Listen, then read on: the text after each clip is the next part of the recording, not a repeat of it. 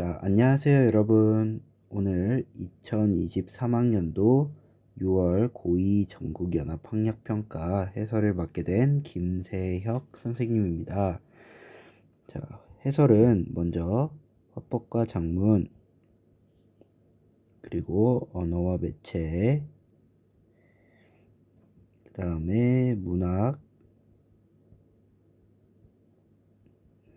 비문학에 대해서 해설을 하도록 하겠습니다.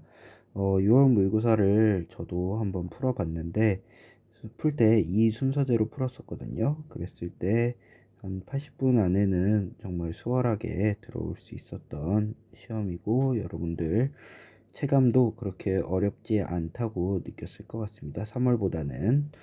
그래서 한번 가볍게 해설해 보도록 할게요. 일단 화법과 작문부터 시작해 볼 건데 화법과 작문에서 중요한 것은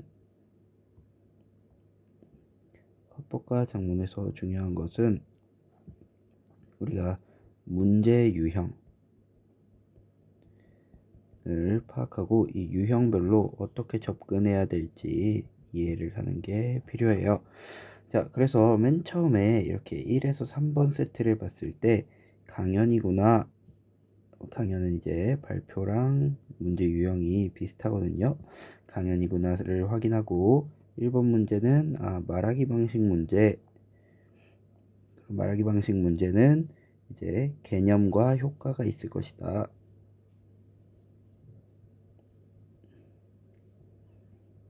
그래서 뭐 소감을 밝히며 시작하고 있다. 그 다음에 인용하여 강연 내용을 설명하고 있다. 그 다음에 뭐 수준을 조정하고 있다. 여기서는 아무래도 효과까지는 안 나오고 개념 그리고 말하기 방식 기술 청중들을 이제 조금 집중시킬 수 있는 기술들을 얘기를 해주고 있네요. 그 다음엔 강연 계획이 반영됐는지 반영되지 않았는지 인데 이거는 있는지 없는지를 판단을 해주면 되겠습니다. 그 다음에 마지막 3번 문제 유형은 학생이 강연을 들으면서 작성한 메모, 그래서 학생의 듣기 과정을 이해한 내용이다 해서 이거는 듣기 어떻게 들어야 하는가, 뭐 내용을 정리하면서 듣는지 아니면 비판적으로 듣는지 등등등등을 우리가 한번 판단을 해보면 되겠습니다. 그리고 지문을 한번 훑어보면은 살짝 내용이 어려워 보이죠. 그래서 일단 지문을 정확하게 읽고 우리가 파악을 해줘야 될 것 같습니다. 지문 내용을 이해하는 것은 국어 시험의 가장 기본이에요. 자, 그러면 한번 이해를 해볼게요. 안녕하세요. 저는 식물학자 땡땡땡입니다. 오늘 우리 식물원을 방문해 주셔서 감사합니다. 화면을 먼저 보실까요? 여기 화면을 먼저 보자고 체크를 하고 있네요. 그래서 히비스커스 시리아커스 에리라 적힌 자료를 보여주며 이 식물은 무엇일까요? 지금 질문을 던지고 있습니다. 청중의 반응을 확인한 후, 반응까지 확인을 했죠. 대답하기 쉽지 않죠? 정답은 여러분이 잘 알고 있는 무궁화입니다. 질문에 대해서 답을 제시를 하고 있고요. 그런데 이제부터가 본론이겠죠? 어떻게 무궁화가 이 이름으로 불리게 된 것인가요? 새롭게 다시 질문을 하고 있습니다. 오늘은 그 해답을 찾는 과정을 통해 식물에 학명을 붙이는 방법을 알아볼까 합니다. 해서 주제를 제시했는데 주제가 뭐였죠? 식물에 학명을 붙이는 방법이다 라고 할 수 있겠습니다. 네, 계속해서 읽어볼게요. 여러분, 만약 특정 식물을 지칭하는 표준 이름이 없다면 어떻게 될까요? 질문을 정말 여러 개를 던지고 있네요. 학술적으로 식물 분류 체계가 엉망이 될 수밖에 없습니다. 그래서 국제식물학회에서는 식물 명명 규약을 만들어 세계적으로 공인된 단 하나의 이름인 학명을 쓰기로 약속했습니다. 여러분들이 지금 보고 있는 히비스커스 시리아커스 L은 바로 무궁화의 학명인 것이죠. 네, 그래서 지금 왜 학명이 필요한지, 학명의 필요, 아이고, 학명의 필요성에 대해서 얘기를 하고 있습니다.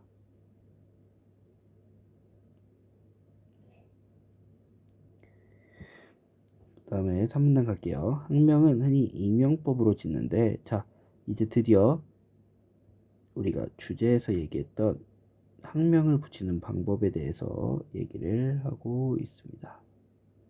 이명법이라는 거죠. 학명은 흔히 이명법으로 짓는데 이는 두 이름을 나열하는 방법입니다. 이명법은 두 이름을 나열하는 방법이네요. 여기서 두 이름은 속명과 종소명인데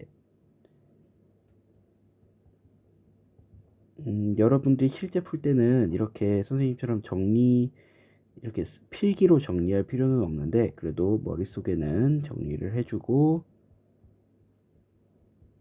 흐름을 잡아가도록 해주면 좋겠습니다. 지금 선생님이 정리를 하는 건 여러분들 지문을 이해시키기 위해서예요.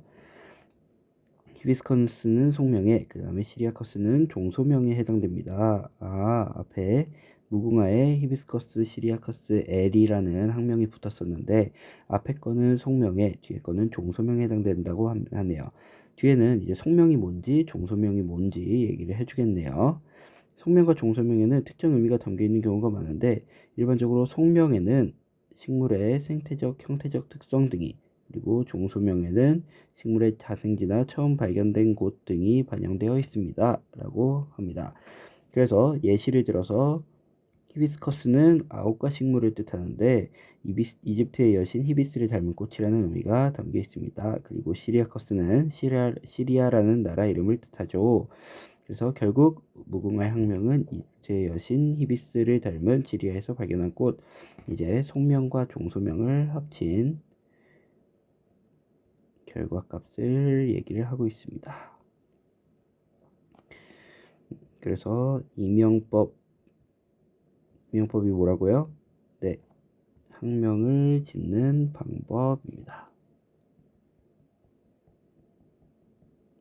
이게 주제의 대답이 되겠죠. 네, 한편 이러고 다른 내용을 얘기하고 있는데 속명과 종소명은 라틴어로 기울여 쓰는 것이 원칙이래요. 네, 속명의 첫 글자는 대문자로, 종소명의 첫 글자는 소문자로 써야 합니다. 라고 하네요. 그리고 학명의 끝에 있는 L은, L, 이게 아직 설명이 안 됐었죠. 명명자로 해당 식물의 이름을 부여한 사람에게서 따옵니다. 예를 들어, 무궁화의 학명은 L은 린네라는 식물학자 이름을 약자로 표기한 것이죠. 이때 명명자는 생략할 수도 있습니다. 네, 이거는 생략할 수 있다고 하네요. 아까 속명이랑 종소명을 붙인다 했었죠. 여기에 명명자까지, 이건 발견한 사람이다, 이름을 부여한 사람이다 라고 확인을 해주면 되겠습니다. 다만 표기를 한다면 기울여 쓰지 않는 것이 원칙입니다. 네, 앞에 속명과 종소명은 라틴어로, 그 다음에 명명 기울여 쓰는 게 원칙인데 명명자는 이제 기울여 쓰지 않는다라고 여기 원칙을 세워놨습니다. 네, 마지막으로 지금까지 무궁화를 예로 들어 식물에 학명을 붙이는 방법, 이게 주제였죠. 살펴보았는데요. 오늘 이곳에서 학명이 궁금한 식물이 있다면 인터넷 검색으로 그 의미를 찾아보면서 관람하면 좋겠습니다. 기대까지 얘기를 해주겠네요.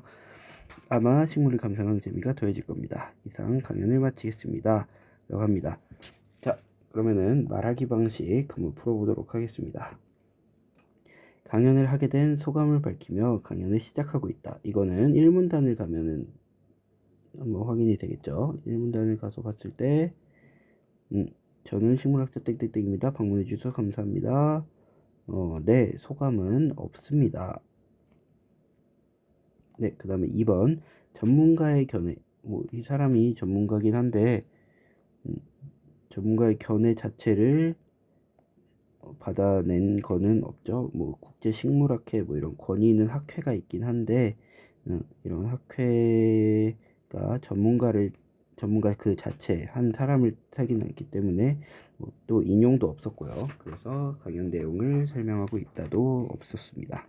그 다음에 3번 청중의 요청에 따라 강연 내용의 수준을 조정하고 있다. 청중이 개입하는 부분들 한번 찾아볼까요? 청중의 개입, 반응을 확인한 후 소극적으로 개입을 했고, 그 다음에 나머지는 따로 청중이 개입하는 부분은 없었습니다. 그래서 딱히 요청도 없었고 강연 내용의 수준을 따로 조정하는 거는 뭐 확인을 나중에 해봐야 될 텐데 일단 3번도 아닌 선택지라고 볼 수 있겠죠. 그 다음에 4번은 청중의 질문에 답을 하며 청중이 아까 개입하는 거는 따로 반응하는 것밖에 없었죠. 그래서 소극적 반응을 했고 질문은 강연자가 굉장히 많이 하고 있었습니다. 마지막으로 청중의 바라는 바를 언급하며 기대가 바라는 바를 언급하는 거겠죠. 뭐 이런 거는 오문단에서 찾아주면 될 텐데 여기서 강연을 마무리하고 있다. 그래서 답은 5번이다 라고 할 수 있겠습니다. 네, 이어서 2번 문항 가볼게요. 반영되지 않은 것을 찾아라 했는데 청중분석 식물에 관심이 적을 것임 해서 관심이 적으면은 익숙한 소재를 예를 들면 되겠죠. 네, 좋습니다. 그 다음에 강연의 목적을 궁금해할 것임. 그러면 주제를 밝혀주면 되겠죠. 네, 주제는 식물에 학명을 붙이는 방법이었습니다. 그래서 첫 문단에 이 주제를 밝혀줬었죠. 네, 이명법에 대한 배경 지식이 부족하면 설명을 해주면 되겠죠. 그래서 이명법의 개념, 뭐 속명과 종소명을 나누는 것을 제시했고, 그다음 그와 관련된 정보를 제공해야지. 네, 예시로도 정보를 제공했었죠. 네, 이것도 맞습니다. 여러분 이렇게 반영된 것, 반영되지 않은 것은 그 선택지의 핵심어, 익숙한 소재, 그 다음에 식물의 학명을 붙이는 방법, 뭐 이건 주제였죠. 강연의 목적은 뭐냐, 이 방법을 가르쳐 주는 것이다. 그리고 이명법의 개념은 뭐냐, 속명과 종소명을 합치는 것이다. 그리고 그와 관련된 정보는 뭐냐, 뭐 예시이다. 이런 식으로 우리가 그 핵심어에 대해서 팁이니까 파란색으로 적을게요. 핵심어에 대해서 실제로 그게 뭔지 강연 내용을 이해했다면 대답할 수 있어야 돼요. 뭐 설명할 수 있어야 되고 그걸 설명하지 못하면은 그 선택지는 틀리다고 생각하면 됩니다. 그래서 4번을 보면 학명과 명명자 사이의 관계를 모를 것임. 뭐 청중은 모를 수 있죠. 뭐 강연에서는 학명은 이제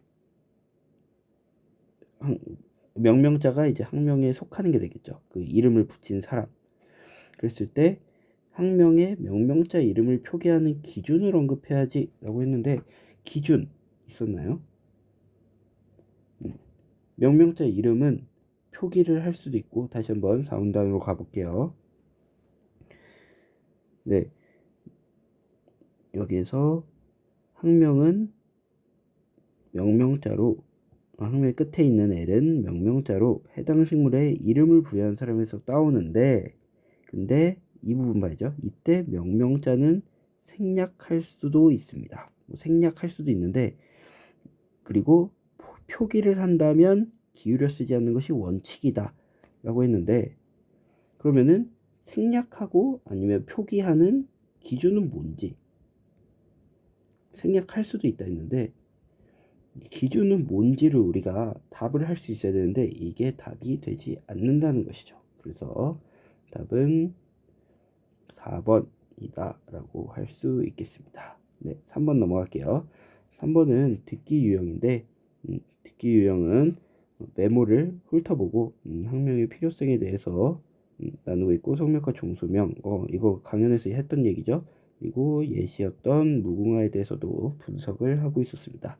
근데 우리가 좀 정확히 봐야 될 건 A부터 E까지의 이 듣기 학생의 의견이죠. 한번 볼게요. A. 학명의 필요성을 인지한 것으로 보아. 네, 필요성에 적혀 있죠. 학명을 왜 짓는지 몰랐는데 나름의 이유가 있었네. 이유가 있었다. 학명을 왜 짓느냐? 이게 필요성에 대한 질문이었죠. 강연 내용을 바탕으로 새로운 지식을 수행하며 들었겠군. 새로운 지식은 학명을 왜 짓는지에 대해서 수용했다고 볼 수 있으니까 이거는 맞다고 할 수 있겠죠. 지금 적절하지 않은 거 찾고 있는 거네요. 네, B로 가겠습니다. 동물도 속명과 종소명이 있는지 찾아봐야지 B에서 얘기를 하는데 강연 이후 조사한 내용을 작성한 것으로 보아 뭘 조사하려 했어요. 네, 동물도 속명과 종소명이 있는지를 조사하려고 했죠. 강연 내용과 관련하여 더 알고 싶은 점을 떠올리며 들었겠군. 네, 떠올리면서 들었죠. 동물의 속명과 종소명을 들으려고 했습니다. 그 다음 C 가겠습니다. C는 속명과 종소명의 공통점과 차이점을 확인하고 있네요. 그랬을 때 강연 내용의 일부를 공통점과 차이점, 일부였죠. 일단 속명과 종소명은, 왜냐면 명명자도 있고 여러 가지가 있었으니까 그 일부를 공통점과 차이점으로 나누어 정리한 것으로 보아 세부 정보들의 관계를 확인하며 들었겠군 이라고 얘기를 했습니다. 그래서 지금 세부 정보들 속명과 종소명의 관계, 뭐 공통점과 차이점이 관계다라고 할 수 있겠네요. 그 다음에 D, 내가 마신 히비스커스 차의 히비스커스도 무궁화와 관련성이 있겠군. 왜냐면 무궁화의 학명이 히비스커스 시리아커스 L이니까 앞에 있는 히비스커스가 무궁화와 관련성이 있겠군 라고 히비스커스 차가 무궁화랑 관련성이 있겠군 이라고 얘기할 수 있겠습니다. 그래서 히비스커스 차와 무궁화의 연관성을 추측한 것으로 보아, 여기까지 메모 내용이죠. 강연 내용을 자기 경험 내가 마신에서 확인할 수 있죠. 그래서 3번이랑 4번도 맞습니다. 마지막 2, 무궁화 히비스의 그림을, 히비스는 이집트의 여신이라 했는데 이집트 여신의 그림을 비교하면 좋았을 텐데 뭐 닮았다고 하니까 확인할 수는 있겠네요. 한번 볼까요? 강연 내 자료의 준비 부족을 언급한 것으로 보아 딱히 부정적으로 평가하진 않았어요. 선택지 내용은 부정적 평가인데 실제로 부정적 평가를 하지는 않았어요. 그래서 준비 부족까지는 아닌 것 같은데 강연 내용의 신뢰성 여부를 따지며 들었겠군. 지금 히비스의 그림을 비교하면 좋았을 텐데 또 사실 신뢰성을 따지는 건 아니거든요. 그냥 뭐 충분 더 이해를 위해서 보완점을 이야기를 하는 건데 사실 이 부분이 조금 뉘앙스상 애매하긴 한데 정정을 잠깐 하겠습니다. 뭐 준비 부족을 언급했다고는 뭐 애매하지만 아예 틀리다고는 못 볼 것 같아요. 근데 신뢰성 여부를 따지며 듣는다는 아니라 뭐 조금 충분성 개념어는 아니지만 뭐 충분성 정도를 따지며 들었다. 신뢰성은 출처가 믿을만한지 출처랑 관련된 내용이거든요. 이런 것들을 고려하지 않았다는 점에서 답은 5번이 될 수 있겠습니다. 네, 일단 여기까지 하고 다음 4번으로 넘어가 보도록 하겠습니다.